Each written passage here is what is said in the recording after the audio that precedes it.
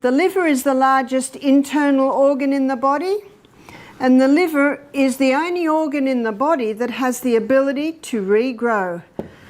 And when you understand the liver, when you understand what it does, and it's the role that it plays, you'll understand why God made it so. You see, cancer cannot get a hold on the body if the liver's working in optimum performance.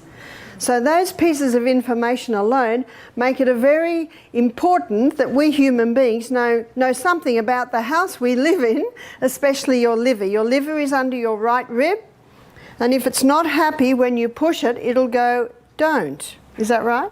Hello, I'm Barbara O'Neill. Today we're focusing on something that's often overlooked but vital to your overall health, your liver. The liver plays a key role in filtering toxins, aiding digestion, and managing nutrients. As we age, taking care of our liver becomes even more important for maintaining good health. Did you know that liver disease affects nearly 4.5 million adults in the US alone? Many of these cases are preventable with the right diet and lifestyle. In this video, we'll go over the best foods to support a healthy liver and keep it functioning properly. Stick around as we explore how you can take simple steps to protect your liver and boost your overall well-being through smart food choices. As a thank you for joining me today, we're giving away 100 free copies of my best-selling book to our subscribers. So if you haven't yet, hit subscribe, like this video, and comment why you want to win. Now let's get started. So environmental poisons coming into the body, everything goes straight to the liver. And if it's toxic, the liver says, whoa, nasty guy, wrap him up in fat and store him. And if the liver looks at it and says, no, we can break that down to a state that can be easily released, that is what it will do. What about food? Let me show you what it does with the food that comes in. And never in the history of mankind have human beings eaten so many carbohydrates. So we're going to do a carbohydrate assessment. And I want you to tell me what most Americans had for breakfast this morning. Yeah, toast. So here we've got bread. Cereal's a very popular one. One lady said egg. Sorry, no one cooks anymore. Is that right? Donuts. Donuts. Surely not. And we talked about the healthiest part of the donut, didn't we? Which is the hole in the middle. So we'll say for the donuts, the cakes, you call them biscuits. Do you know what we call biscuits? Cookies. So when we see a sign that says biscuits and gravy, we're thinking, oh, these Americans are strange people. They put gravy on their cookies. But I realise that I think your biscuit is like a scone, like a roll or something like that. So I'm just going to say cakes, etc. So this takes into consideration the donuts, the biscuits, the cakes, the pastries, the pies, all of that. And pizza. When I was a little girl, I didn't know what a pizza was. I don't think I knew what a pizza was till I was about 20. So I'm a baby of the 50s, 60s, so they weren't really around then. Same with pasta. I don't think there's a home today that doesn't have pasta. Would that be right? And rice is another carbohydrate. Potatoes. That's a high carbohydrate food. And last and certainly least in nutritive value is the pure crystallized acid that's extracted from the sugarcane plant. Now, would you agree with me, students, that Americans have become high carbohydrate consumers? Yes. Now, I say become because I don't think anyone chose to eat this way. It was just there, it's just easy. We're such a fast society today, and many people don't think about their lunchtime till they're hungry, or their evening meal till they're hungry. And there's no time to soak the legumes and cook the legumes. There's no time to steam the vegetables. They just want food now. So I think it's something that is just, you could say, evolved. And it's got to the point where these are very popular foods, and we are getting the ramifications of that. As a result, the overconsumption of carbohydrates has led to several health challenges. When the body takes in more carbohydrates than it can use for immediate energy, the excess is stored as fat. This has contributed to the rise in obesity rates, along with conditions like type 2 diabetes, heart disease, and even certain cancers. The liver plays a crucial role in metabolizing these excess carbs, often turning them into fat if they're not burned off. Another issue is that many of these carbohydrate-heavy foods are refined or processed. Refined sugars and flours are stripped of their natural nutrients, making them less beneficial and often harmful in the long run. These foods cause rapid spikes in blood sugar, followed by crashes, which can lead to energy slumps, cravings, and overeating. The body was not designed to handle this much processed food. For most of human history, diets were much more balanced, with a focus on vegetables, legumes, fruits, and unprocessed grains. But today, convenience often wins over nutrition, and many people find themselves trapped in a cycle of poor dietary choices. All of these foods break down in the gastrointestinal tract to a singular structure called glucose. Now, the glucose goes on the M1 main highway, portal vein, straight to the project manager. And then the project manager determines where this glucose goes. And it'll take it inside the cell. Remember, I promised you we'll be going to the CBD every day? So the glucose goes inside the cell. It goes through a 20-step pathway. The 20-step pathway gives us 2 units of energy. Isn't that why we eat? Now, the end result of that 20-step pathway is a chemical form of glucose called pyruvate.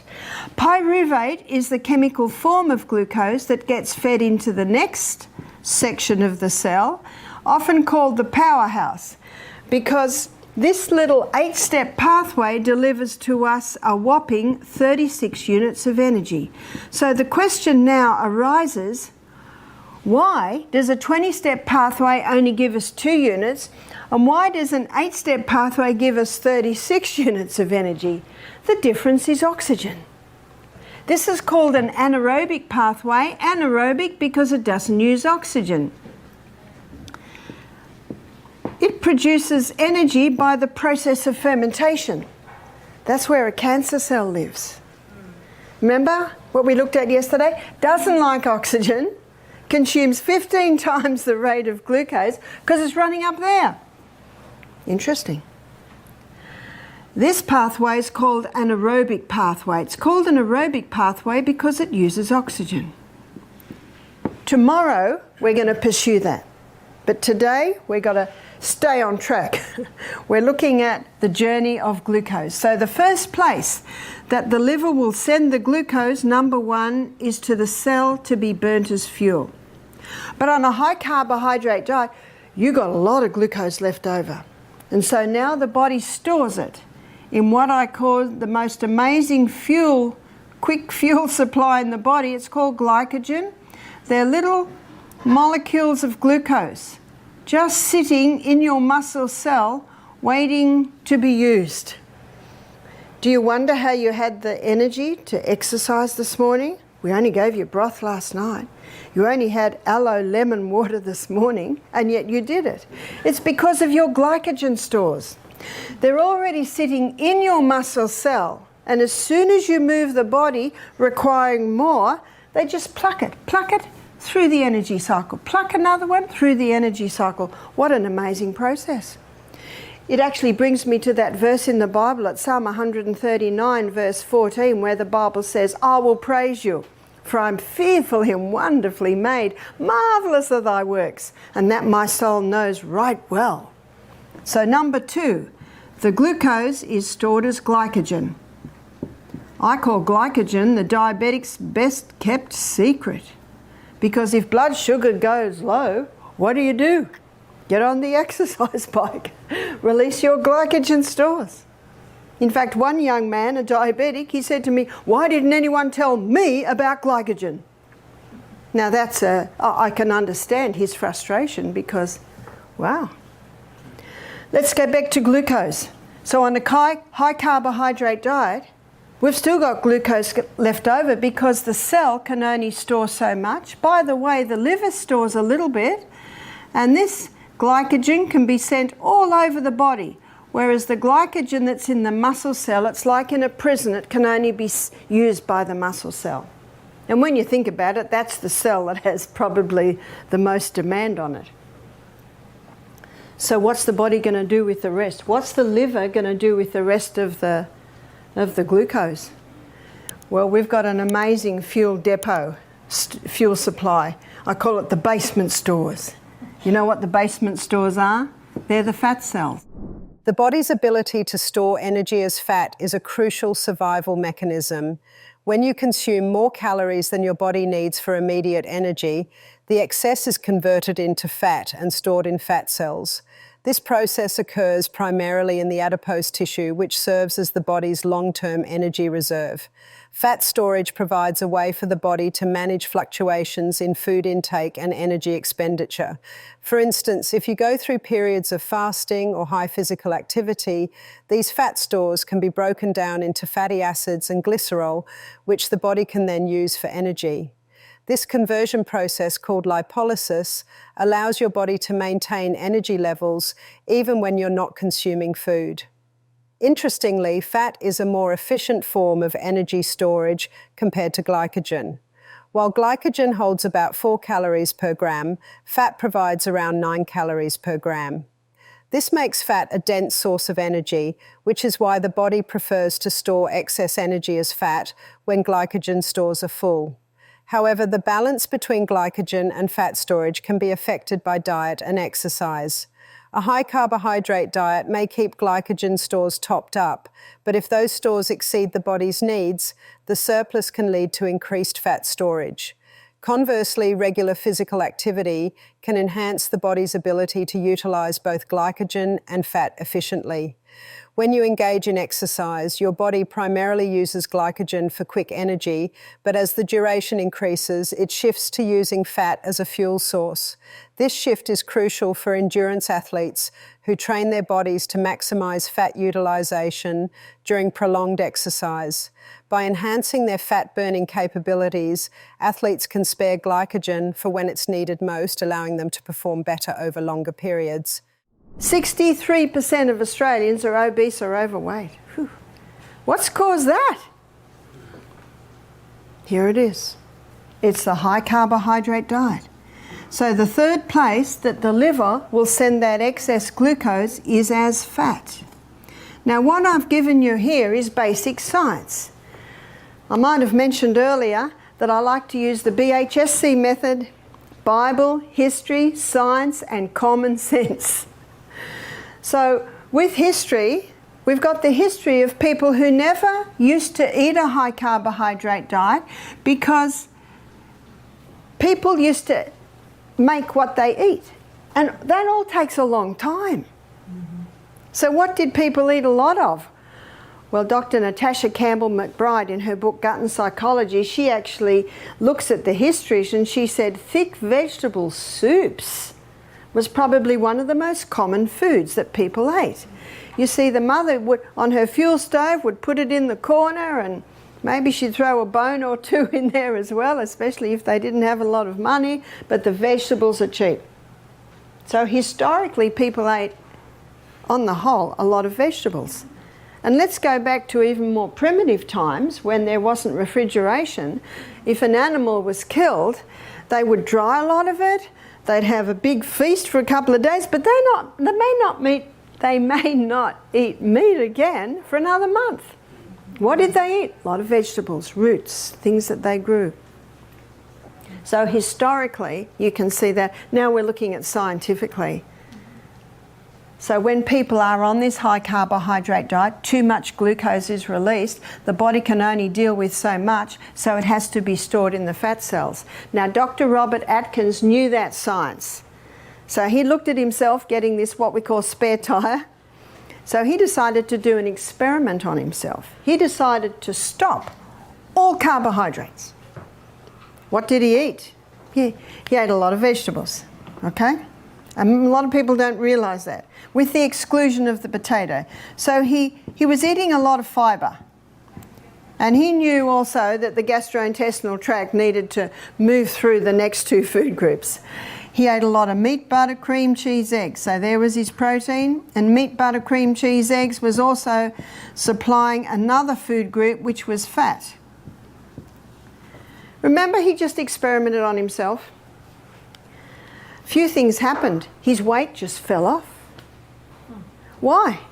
Well, he's not supplying the quick-release glucose stores, and so his liver has to start breaking down his fat stores. It's called gluconeogenesis, creating glucose from the fat stores.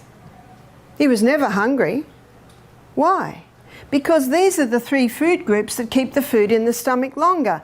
Fibre binds up the glucose and it slowly releases it. Protein, well, protein's broken down specifically in the stomach. And fat, it coats the food a little bit, so it takes a little bit longer to break down. That's good news, because it means we don't have to be eating all day long. We can eat and forget about food for the next 5 or 6 hours. He had heaps of energy. Where's he getting his energy from if he's not giving this quick-release glucose foods? Well, as I mentioned, his liver breaks down his fat stores to give him the glucose, and his liver has the ability to break down protein and fat to give glucose. He had lots of energy, weight's falling off him, and he's never hungry. Has he found the perfect diet?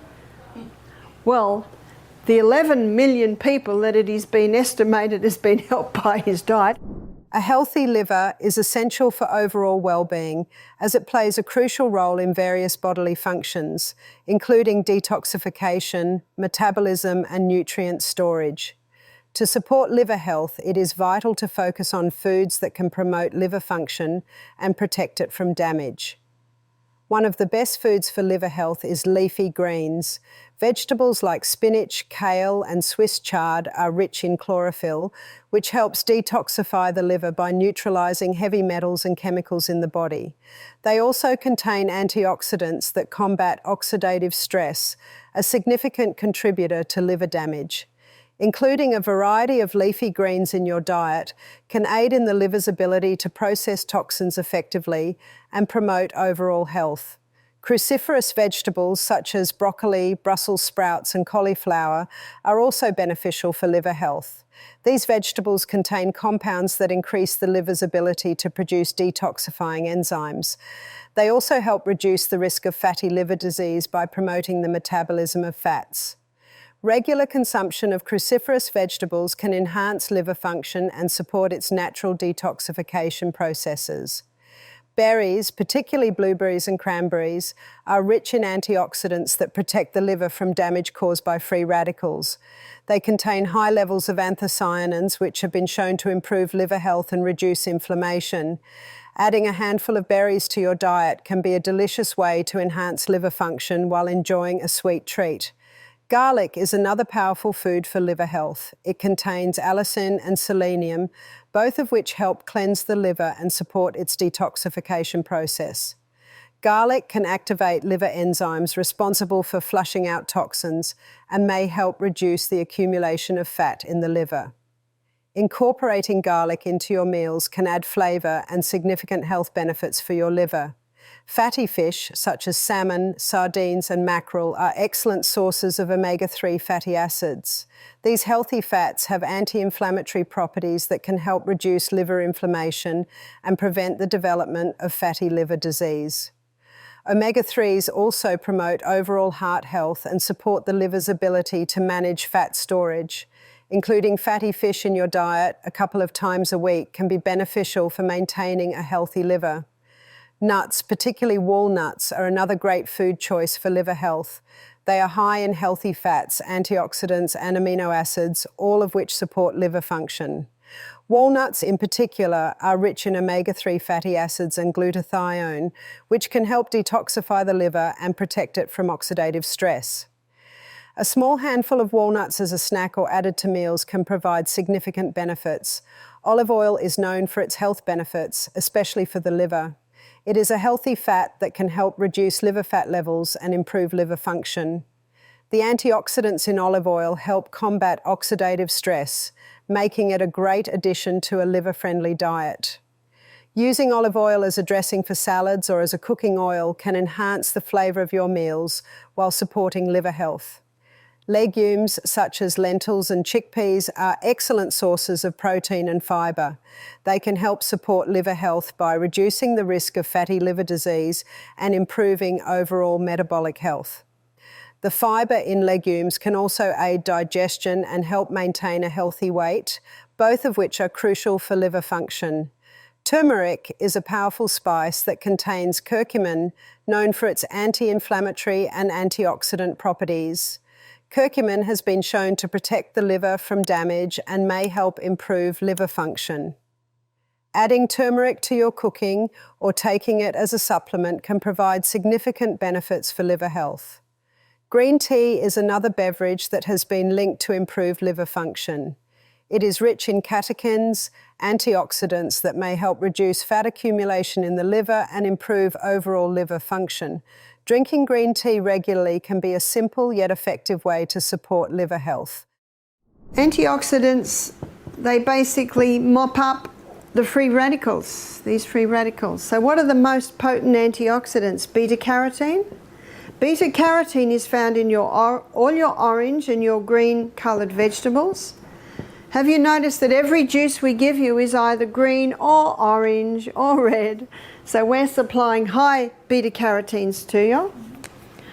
Also, probably the most famous antioxidant is vitamin C. Vitamin C is not ascorbic acid. Ascorbic acid, I think it's Dr. Robert Thompson in his book, The Calcium Lie, he explains this. Ascorbic acid is just the envelope. Have you ever got an envelope in the mail with nothing in it? In other words, useless. But when you buy vitamin C, make sure it has bioflavonoids with it. That's how you find it in nature. That's called the whole C. Also vitamin E. Vitamin E is a fat-soluble vitamin. So you're getting your vitamin E in your protein drinks. So in your protein drinks, I think we either make it with either organic soy or almond milk and put a little bit of coconut milk in there with your pea protein powder. So you're getting your vitamin E there. Can you see that we are nutritionally supporting your liver to effectively detoxify you? I'm going to put this sideways because they are not antioxidants, but your liver needs them at this stage, and that is your minerals. And your minerals are in everything, especially that broth at night. Also your juices with your organic fruits and vegetables, and that little bit of Celtic salt that you're having before every glass of water. And vitamin B. Now, Deborah, I think it was you asked me last night, why is my urine bright yellow? I said it's the B vitamins. You're not losing your B vitamins, it's just the reaction that it has in the body. So within 36 hours, phase 2 kicks in. What does phase 2 need? So phase 2 needs protein. Now this explains why yesterday, on Monday, we gave you 2 protein drinks. So you had 5 juices yesterday. So Monday, 5 juices. Your 8 o'clock one was green barley, 10 was the protein, 12 was green barley, 2 was protein, and your 4 was green barley. Because yesterday your requirements for antioxidants exceeded your liver's requirements for protein. But notice today, well, today's only just started, you'll be having your 5 juices again, but the 8, 12 and 4 you'll be given protein. Whereas the 10 and the 2, that's where you'll get your green barley. You still need those antioxidants, and we certainly are still supplying them, but because you've gone into phase 2, your protein or amino acid requirement is greater. So the protein that we use is a pea protein. It's been pre-digested. One lady said, who digested it? It's an enzyme action, like taking milk to yogurt. That initial breakdown has begun. We wanted to bypass digestion because we want your body to remain in the detox. So today is probably, if you're going to have any reactions, it will be today. Yeah. But what we have found, that since we've been implementing the protein, we don't get many adverse reactions happen at all. It's important to understand that as you continue through this detox process, your body is adjusting and responding to the changes. Each phase plays a critical role in how effectively your liver can eliminate toxins. During phase 2, the liver converts fat-soluble toxins into water-soluble forms, making them easier to excrete. This is why your protein intake becomes crucial. Amino acids from proteins serve as building blocks for important compounds, including those needed for detoxification. When you provide your body with adequate protein, it enhances your liver's ability to process and remove harmful substances. You might notice changes in your energy levels and overall well-being as your body starts to rid itself of toxins. It's common to experience some symptoms during this adjustment phase, such as mild fatigue or changes in digestion. These reactions are usually temporary and are signs that your body is working hard to detoxify itself. Thanks for watching. I hope this information helps you make better choices for your liver health. If you found this video helpful, don't forget to give it a thumbs up and share it with others who might benefit. And be sure to subscribe for more health tips and advice. Take care of your body, and it will take care of you. See you in the next video.